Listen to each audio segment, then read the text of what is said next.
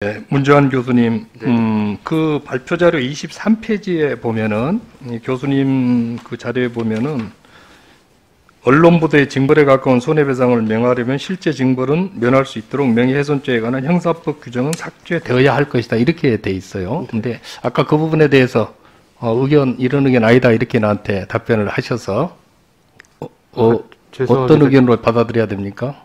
죄송합니다. 저는 이런 취지로 말씀을 드렸던 것 같은데 혹시 제가 말씀을 그렇습니다. 잘못 드렸나요? 그러니까 교수님 생각은 제 취지는 형사처벌 조항을 없애고 이 얘기죠 지금. 이 취지였습니까? 그러니까 네, 형사처벌 징벌적 손해배상 제도를 드리려면은 명예훼손죄는 삭제해야 된다. 네, 이게 네, 이제 교수님 네, 입장인 거죠. 네, 네, 네. 우리 권오현 변호사님께 한번 여쭙겠습니다. 형사 실무에서 명예훼손죄에 대해서 처벌을 해서는 안 된다는 이런 여론이나 그런 움직임이 있습니까?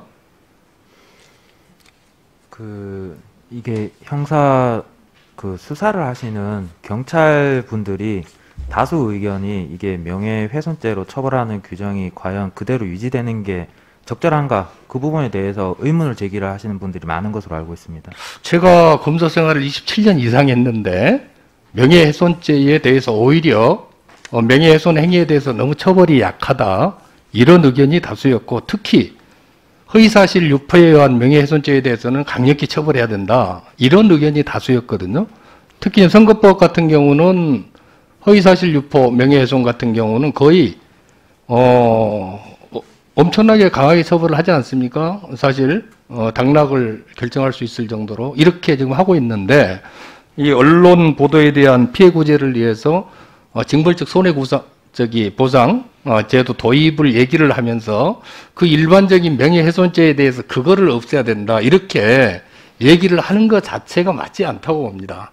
명예훼손죄 부분은 일반법이고요. 쉽게 얘기하면은 여기 지금 징벌적 손해배상제도 도입은 아주 특별한 사안인 경우라서 특별한 사유를 가지고 일반적인 걸 없애자, 이런 거는 우리 문재환 교수님도 법률을 전공하시기 때문에 알겠지만은 그런 논의 자체가 극히 부당하고, 더구나 여기서 문제되는 거는 명예훼손죄 중에서도 아주 질이 안 좋은 허위사실 유포에 의한 명예훼손죄 부분 아닙니까? 그거는 당연히 병립돼야 된다, 저는 이렇게 생각을 해요. 그럼에도 불구하고 우리 문 교수님은 여전히 징벌적 손해배상제도 도입을 위해서는 허위사실 유포에 의한 명예훼손죄 자체를 없애야 된다. 그러면은 그게 없으면 일반 사실 적시에 의한 명예훼손도 다 지금 날아가는 거 아니겠습니까?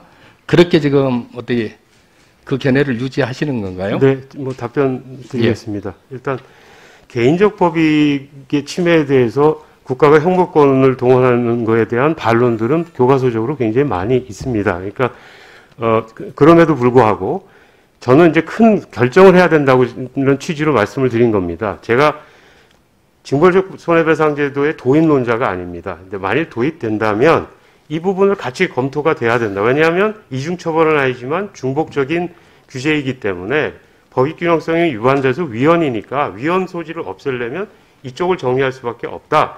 그러면 큰 결정을 해야 됩니다. 사실은 지금 위원님 말씀하신 것처럼 형사처벌을 해야 된다는 생각을 하시는 분들도 굉장히 많습니다. 그리고 만일 이거에 대한 선택을 해야 된다면 그에 대한 피해는 상대적으로 돈 있는 사람이 소송을 할 수 있고, 상대적으로 여러 가지 사회적인 여건이 어려운 사람들이 검찰의 도움을 받을 수 있는데, 형사처벌 대신에 징벌적 손해를 선택하는 것이 굉장히 큰 또 사회적인 부담이 될 수 있습니다. 그러니까 그 부분에 대한 논의가 충분히 이루어져야 된다는 취지로 제가 말씀드린 겁니다.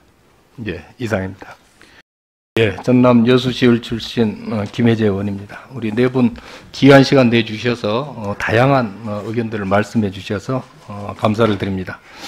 뉴스 이용 행태가 이제 종이신문이나 방송에서 인터넷으로 대폭 옮겨가면서 허위 조작 정보로 인한 피해가 과거보다 훨씬 더 심각해지고 있습니다. 그런데 이로 인해서 피해를 입는 국민들의 피해 구제는 충분치 않다. 이 부분에 대해서는 오늘 참석하신 네 분 다 모두 동의하고 있는 것으로 들었습니다. 또한 아울러서 허위 조작 정보를 규제해야 한다. 이 점에 있어서는 네 분도 그 당위성은 인정을 하고 있는데, 다만 규제 방법을 어떻게 할 것이냐, 어떻게 하면은 헌법에 위반되지 않으면서 국민 모두가 공감할 수 있는 그런 법안을 우리가 만들 수 있느냐, 이 부분에 대해서 지금 고민을 하고 있는 것으로 보입니다. 우리 권의원 변호사님은 이제 변호사님이시기 때문에 아마 소송 실무를 접하고 있을 것으로 알고 있습니다. 변호사님이 생각하실 때 이 언론 피해에 대한 이 구제, 특히 민사소송, 이 부분이 충분하다 이렇게 생각하십니까? 예, 사실 지금 현장에서 뛰고 있는 변호사로서 정말 충분하지 않다는 부분에 대해서는 말씀을 드리고 싶습니다. 다만 이게 언론중재법 개정안에서 지금 이야기하시는 예, 그 변호사님 제가 그 부분 더 추가로 여쭈겠습니다. 그러면은 어떤 식으로든지 구제 방안을 마련을 해야 되지 않겠습니까? 그 고민 중에 하나가 징벌적 손해배상제라고 하는 지금 이 제도입니다. 이 제도 말고 다른 방법이 있습니까? 그 현행 제도 내에서 말씀을 드린다면 지금 소송 같은 경우에는 제가 변호사로 뛰고 있는 부분이기도 하지만은 시간이 너무 걸리는 부분이라서 이게 오히려 좀 역으로 그 구제 방안으로 보기에는 적절치 않은 부분이 있다고 생각합니다. 다만 지금 언론중재위원회라고 하는 자, 변호사님. 네. 그 모든 이 중재를 거치든 뭘 거치든 최종 구제 방안은 결국 법원에 의해서 이루어지는데 그렇지 않습니까? 형사처벌 아니면 민사소송에서 손해배상 받는 거 아니겠어요? 그런데 그 손해배상 받는 것 자체가 지금 충분치 않다 이렇게 지금 보시는 거고, 그 다음에 형사처벌도 마찬가지로 제대로 이루어지지 않는다 이렇게 지금 보고 있어서 그 방법을 찾는 거거든요. 근데 이 부분에 있어서 이제 우리 변호사님은 위헌 문제가 있다 이렇게 얘기를 하면서 오히려 이런 부분을 제대로 징벌적 손해배상을 집어넣으려면은 명예훼손죄를 삭제해야 된다 이런 의견이신가요? 그렇지는 않습니다. 그 부분은 아닙니까? 네. 명예훼손죄하고 그 다음에 징벌적 그 손해배상죄하고 병리 가능하다 이런 의견이시죠? 그런 부분도 아닙니다. 이게 징벌적 손해배상 제도하고 이 지금 명예훼손죄하고는 별개의 제도이기는 하지만 둘 다 만약에 두게 될 경우는 이중처벌의 위헌 소지가 큰 부분이기 때문에 말씀드리는 부분이고. 자, 근데 다만 검 변호사님 예. 잠깐만요. 그 이중처벌이라고 하셨는데 민사하고 형사가 이중처벌이 될 수는 없죠. 어떤 범죄도 형사적으로 처벌하는 거하고는 별개로 소송 청구해서 민사적으로 배상을 받도록 지금 돼 있고요. 다만 이게 이중처벌이 되려면은 이 징벌적 손해배상이라고 하는 그 손해배상액이 정말 터무니없을 정도로 높다. 이게 이제 입증이 돼야 할 텐데 지금 변호사님도 말씀하셨다시피 소송 실무에서 그 판결 선고되는 그 액이 너무 작아서 심지어 어떤 경우에는 변호사 비용도 충족할 수 없을 정도의 그런 손해배상액이 나오지 않습니까? 그런 경우 그거를 좀 더 높이자고 하는데 이게 이 균형 그 측면에서 과연 이게 징벌적 손해배상 제도가 이중처벌이 될 정도로 이게 과한 것인가 하는 거에 대해서는 저는 좀 의문이 있고요. 그 다음에 우리 문재환 교수님께 여쭙겠습니다. 그 이중처벌이다 이렇게 분명히 이 자료에 말씀을 하셨더라고요. 저는 그렇게 얘기 안 했습니다. 저는 그래요? 이중처벌이 아니라고 평상시에 다른 데서도 그렇게 주장합니다. 그렇게 주장하지 않습니까? 형사처벌이 아니기 때문에 이중처벌은 아닙니다. 다만 예. 두 개의 처벌이 있기 때문에 과잉금지 원칙에서 법익균형성이 무너진다. 그럼 그게 무너지려면은 제가 좀 전에 말씀드린 것처럼 그렇잖아요. 본래 배상해야 되는 우리 일반적으로 생각하는 것보다 훨씬 과하게 했을 때 너무 이건 심하다. 이렇게 될 텐데 지금 소송 실무 현장에서 보면은 전혀 그렇지가 않단 말이에요. 옆에 우리 권호연 변호사님도 말씀을 하다시피 그런 측면에서는 이 부분에 대한 그게 과하다 그러면은 어느 정도 범위 내에서 이런 차원에서 충분히 균형점을 찾아낼 수 있을 것으로 생각이 되는데 그 부분은 어떻게 생각하십니까? 저는 앞서 말씀드린 것처럼 그렇게 생각하지 않는다고 말씀드렸고요.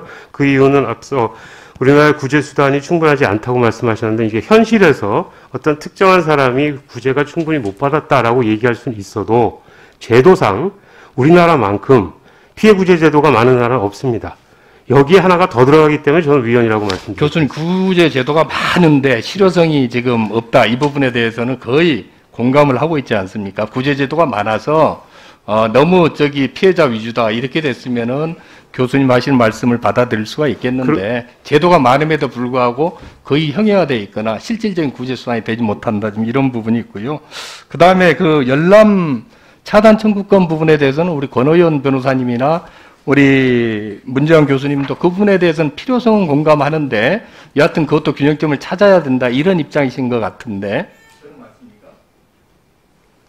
예, 먼저 답변을 드리자면 뭐 그런 부분에 대해서는 해답을 찾아가야 되는 부분에 대해서는 저도 동감을 하는 부분입니다. 아니, 뭐 의원님 지적하신 것처럼 어떤 제도이든 간에 균형점을 찾아가기 위한 그 균형점이 맞아진다면 그건 뭐 도입할 수 있는 거라고 생각합니다. 네. 열감 차단 청구권은 지금 법원에서도 사실상 인정하는 지금 권리 아닙니까? 네, 맞습니다. 오늘 우리 교수님 견해대로 하면 법원에서 인정한 거에 한해서 해야 되는 그러니까 말씀하셨던데 제가 조금 그렇게 되면은 인터넷 이 시대에 너무 늦어서 실질적인 구제가 가능하겠느냐 하는 의문점은 여전히 있거든요. 그건 공감하시죠? 그러니까 제가 아까 드렸던 말씀은 그러니까 현재 만약 이런 열람 차단 청구권이 없다고 하더라도 지금 의원님 말씀하신 것처럼 법원에서 당연히 인격권에서 기한 권리로서 인정이 되고 있고요. 그 부분은 저도 인정을 합니다. 근데 제가 아까 드렸던 말씀은 특히 반론보도와 정정보도와 열람 차단 청구권이 같이 들어가게 되면 반론보도는 정정보도보다 훨씬 더 강력한 열람 차단으로 다 갈 것이기 때문에 앞에 제도가 형해화될 거다. 이건 분쟁이 계속 이루어질 수밖에 없다. 그 말씀을 드렸던 겁니다. 네, 김혜재 의원님 수고하셨습니다. 다음은 김종민 의원님 질의해 주시기 바랍니다.